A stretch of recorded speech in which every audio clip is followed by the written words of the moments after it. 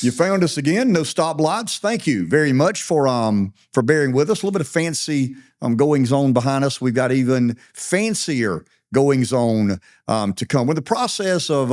Let me back up. We're evolving. We're not in the process of doing anything. We're evolving from living out of a suitcase to our full-fledged podcast studio. We will be much busier than we've been. And I do want to apologize, and I mean this sincerely, for those of you who, and there are a few of you out there that are looking forward to these latest editions of No Stoplights. We owe you an apology because the last 4 weeks, not months, last 4 weeks have not been anywhere near as busy as we need to be. And the reason is we moved from one property to another.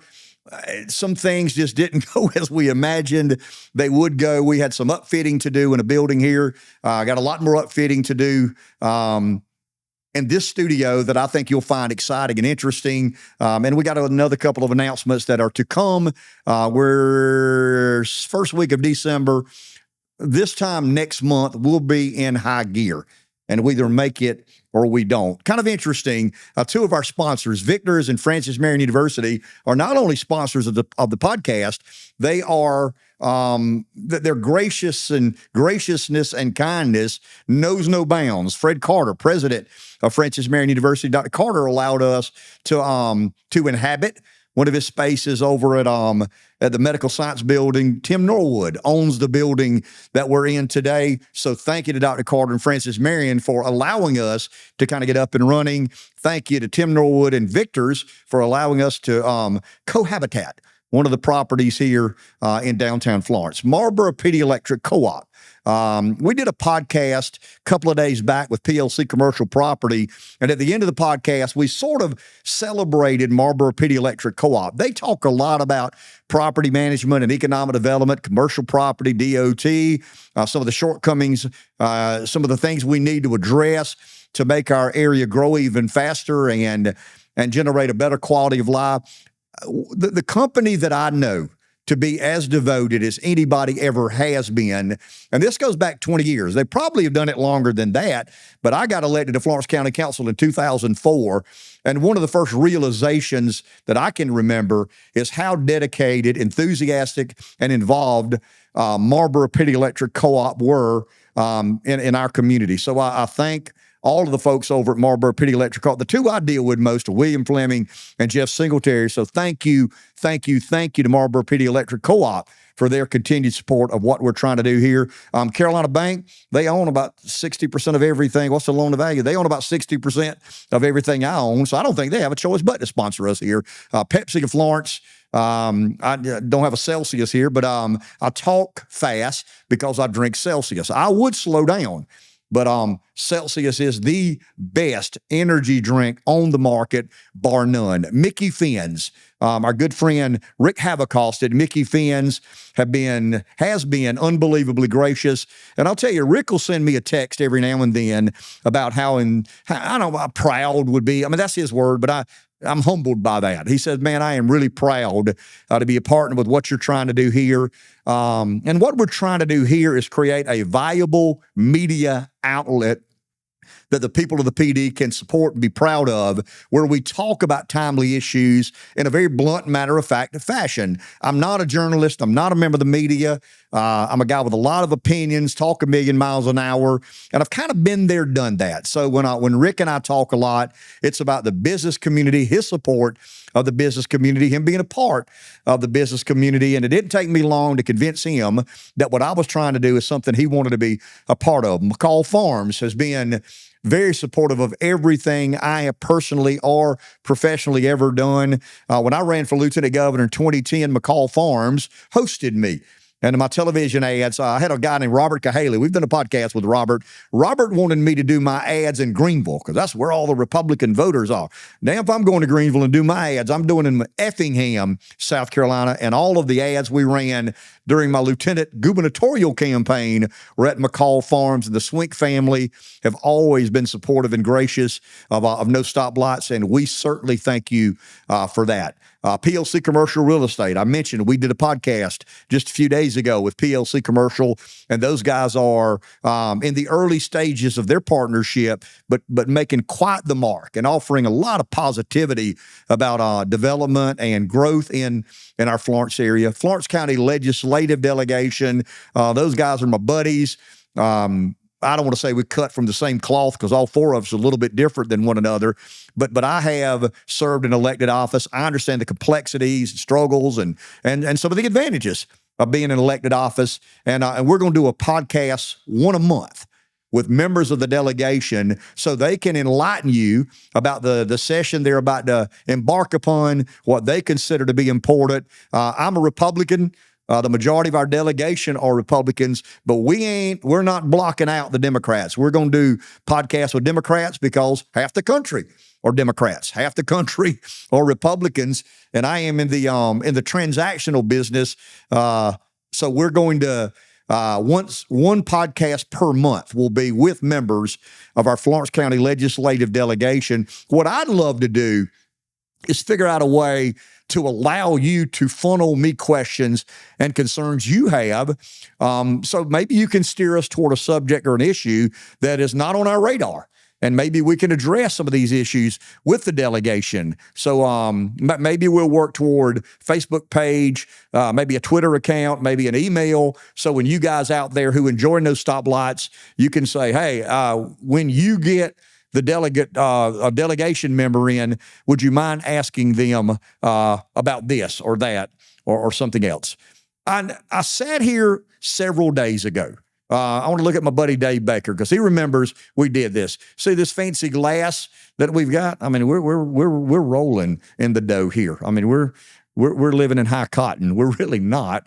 But we are proud of what we've built here, and we're proud of what our plans are moving forward. Baker's a big Gamecock fan. I'm a big Gamecock fan, and he and I sat here Tuesday afternoon, or was that Monday night, Dave? That was Tuesday, and we made complete asses of ourselves because we argued. He did as well as I did. I just talk a lot more, but we argued that South Carolina had a chance to get in the football playoff, the college football playoff, because the committee, I mean, I'd studied this committee up one side and down the other, and I knew that the majority were from the Big 12, from the ACC, from the Big 10, and I was confident beyond belief that there was going to be a Bama fatigue factor or a Bama resentment factor. Baker kind of seconded the motion because he'll tell you, he said, man, you keep up with football longer and in a different sort of way than I do. If you say you believe it, I kind of might buy into it a little bit. So I'd convince anybody that will listen that South Carolina, after beating Clemson in Death Valley, had a chance to jump over Clemson, to leapfrog Alabama, to jump over Ole Miss. We didn't know Miami was going to lose at the time, and be in the top 12 college football teams to play for its first ever national championship.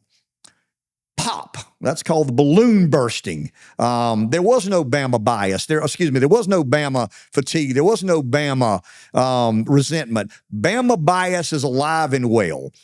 And I want to, for clarity's sake, go back to the podcast we did Monday or Tuesday.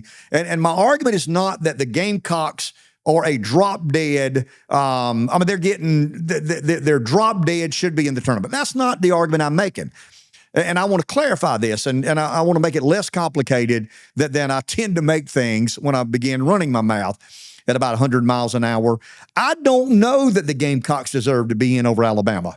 I don't know the Gamecocks deserve to be in over Ole Miss. I don't know that the Gamecocks deserve to be in over Miami. But I think we all, as college football fans, deserve a better explanation than these NCAA elitists are giving us in relation to why this team is 11, why this is 12, why this is 13, why this is 14. I don't like conference champions getting an automatic bid. I don't like teams getting a bye. but they didn't call me and say, hey, Ken, what do you think we should do? I like the idea of a 16-team playoff with no buys, no automatic bids, best 16 teams.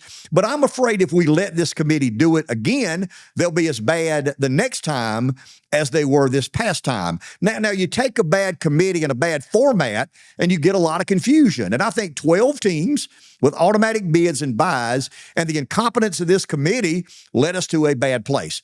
No doubt about it.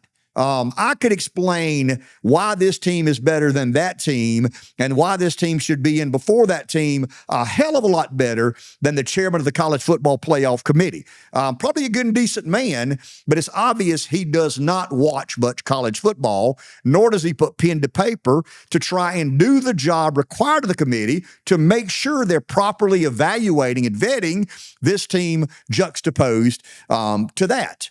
So I want to apologize to anybody that saw the podcast that I misled and created hope-tomism where there should have been no hope-tomism. And hope-tomism is short for hopeful and optimistic.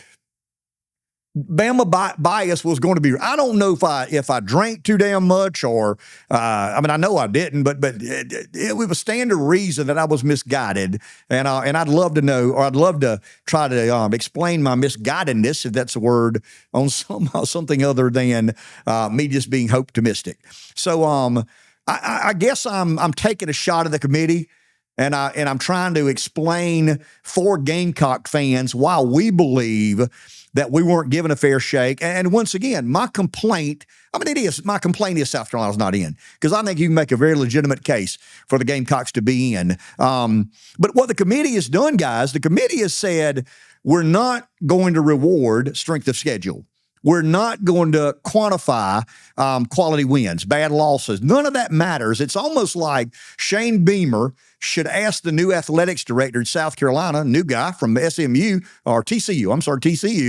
He should call that guy and say, hey, we scheduled Virginia Tech and Clemson out of conference. Cancel those games. Give me Mercer, with all due respect to Mercer, and give me, Yale. They'll beat us in a spelling bee, but I don't think they could whip us in football. Instead of playing Virginia Tech and Atlanta at the beginning of the season, and Shane's got some nostalgia associated with that. His father was a legendary coach, Frank Beamer, at Virginia Tech. But it's going to be, Virginia Tech can be a good team. They're not a great team. South Carolina's not a great team, but they're the kind of team that you can lose to. Clemson, obviously, is the kind of team you can lose to. So if the committee says 10-2 is better than 9-3, I don't care who you played or who you beat, then why in the hell would you play good teams? I understand the money of the SEC, the money of the Big Ten, but there is no advantage in playing and beating good teams or losing to good teams when the playoff committee says 10-2 is better than 9-3. I don't care who they beat. 7 of the 12 teams in the college football playoff, as we speak, have 0 wins. 0 wins over top 25 teams. How do you know they're 7 of the best 12? You don't know, because you've not put pen to paper. You've not thoroughly vetted. You've not done the hard work the college football fans deserve to have done. So we know, and you can explain to us why our beloved Gamecocks didn't make the field. I didn't say got shafted, because I think there's a way to put pen to paper and say Alabama deserves to be in. I think there's a way to put pen to paper and say Miami deserves to be in. I think there's an absolute way to put pen to paper and say Ole Miss belongs in, just as I think there's a way to put pen to paper and say the University of South Carolina Fighting Gamecocks deserve to be in. But instead of that, they gave us word salads. And the reason they gave us word salads, and I've got a crazy theory, I think the NCAA sees the writing on the wall, and they know that their days of dominating and owning and controlling college football are limited. They were violating every antitrust law known to man. The Supreme Court called their hand, and now we have the wild, wild west called NIL and transfer portal. I don't like it. I like the NIL. I like the players getting paid. I like a kid being allowed to transfer. But I think there should be some limitations. And salary cap like the NFL, 1 transfer per 4-year career, 5-year career. We'll get there. But I think the NCAA College Football Playoff Committee is the NCAA establishment / elite's last stand. And I don't know if they're trying to gig somebody or make you know how important they are. They are the masters of the college football universe. The only answer is this, guys, and I'll close with this. Because somebody said, hey, you're real good at finding everything wrong. You don't do a damn thing about fixing it. Here's how you fix it. You live stream the meetings. I'm not going to watch every second of every meeting, but somebody will. Some of these college football analysts and spokespeople. I mean, podcast world, X is full of those kind of people. I mean, it's their job. They break down every game. They break down every team. They break down every transfer. They break down every recruiting class, and they know what they're talking about. They know a lot more about what they're talking about than the College Football Playoff Committee, because the College Football Playoff Committee are largely a bunch of has-beens and a bunch of NCAA elites. So the way to rectify the situation is for the College Football Playoff Committee meetings to be live streamed and the college football fan / enthusiast to see how unserious and disconnected these people are actually from the games that they're supposed to decide who the national champion or who gets to play for an eventual national championship. So I wanted to clarify. I wanted to apologize to all my Gamecock friends and faithful for misleading and saying that we're going to see a big dose of Bama fatigue or Bama resentment. College football is dominated by 2 words right now. It may be deserved, it may not be. Roll Tide, or maybe 3 words. Roll damn Tide is how they say it in the great state of Alabama. And I'm not offended at Alabama. I mean, they legitimately could belong. I'm not offended that Miami is complaining about being left out. I'm not offended that Ole Miss is being left out. I am offended that the Gamecocks were not given the consideration that I think they deserve. But in the spirit of fairness to the college football fan who loves their team, Clemson loves their team, South Carolina loves their team, SMU loves their team, Ohio State loves their team. We deserve competency and transparency in the committee so we will know with a certain degree of certainty and explanation why Alabama got in, Miami, Ole Miss, South Carolina did not.